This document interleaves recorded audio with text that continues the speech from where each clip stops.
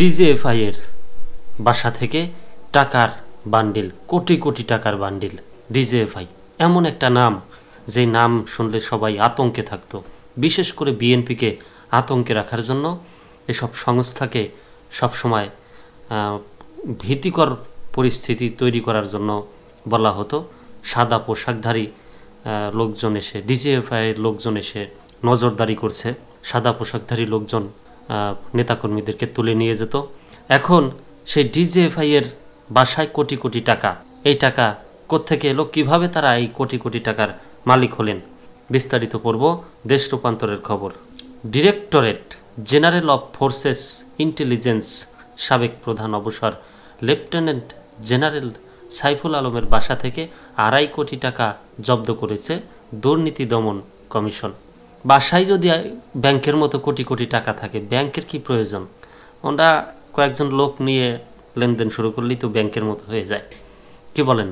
রবিবার 2 মার্চ দুপুরে সাংবাদিকদের তথ্য জানান দুদকের মহাপরিচালক মোহাম্মদ আক্তার হোসেন।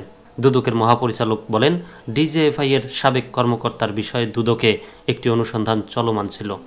গত 27 ফেব্রুয়ারি গোপন সংবাদের ভিত্তিতে গোয়েন্দা সংস্থা যৌথ বাহিনীর সহায়তায় তার ক্যান্টনমেন্টের বাসা থেকে প্রায় 2.45 লাখ টাকা উদ্ধার করে দুদক। ক্যান্টনমেন্টে থাকা মানে তো একটা নিশ্চিন্তে থাকা, যে সেনাবাহিনীর এরিয়া, সেখানে কোনো রেড টেট হবে না, তিনি নিশ্চিন্তে টাকার বিছানায় ঘুমাতে পারবেন। কিন্তু না, সেই স্বপ্ন আর তার পূরণ হলো না, টাকার বিছানায় আর ঘুমানো হলো না। দুদক সূত্র জানায়, বৃহস্পতিবার রাত 11টা থেকে 3টা পর্যন্ত সাবেক এই সেনা কর্মকর্তার রাজধানীর ক্যান্টনমেন্টের বাসায় অভিযান চালিয়ে ওই পরিমাণ নগদ টাকা উদ্ধার করা হয়। তবে এ বিষয়ে আন্তঃবাহিনী জনসংযোগ পরিদপ্তর আনুষ্ঠানিকভাবে কিছু জানায়নি। দুদকের হেফাজতে থাকা উদ্ধার টাকা ও জব্দকৃত আলামত আদালতে উপস্থাপন করার জন্য নিয়ে যাওয়া হয়েছে। গত 5 আগস্টের পর লেফটেন্যান্ট জেনারেল সাইফুল আলমের বিরুদ্ধে অবৈধ সম্পদ অর্জনের একটি অভিযোগ আসে দুদকে।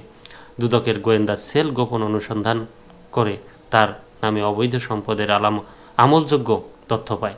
এর আগে গত বছরের 11 সেপ্টেম্বর ডিজিএফআই-এর সাবেক প্রধান সাইফুল আলমকে বাধ্যতামূলক অবসরে পাঠানো হয়। সম্প্রতি বাংলাদেশ ব্যাংকের financial intelligence unit lieutenant general Saiful আলমের ব্যাংক হিসাব জব্দ করে। একই সঙ্গে তার স্ত্রী ও সন্তানদের নামে টাকা থাকা অ্যাকাউন্ট এবং তাদের মালিকানাধীন ব্যবসার ব্যাংক অ্যাকাউন্টও স্থগিত করা হয়। এই লোকটার কপাল খারাপ, তিনি বিদেশে যেতে পারেন নাই টাকা পয়সা নিয়ে। হয়তোবা তার একটা আলাদা শক্তি ছিল, তিনি একটা বাহিনীর লোক, তিনি দেশে থেকেই এই টাকাগুলো ভোগ করবেন, কিন্তু সেই স্বপ্ন আর পূরণ হলো না।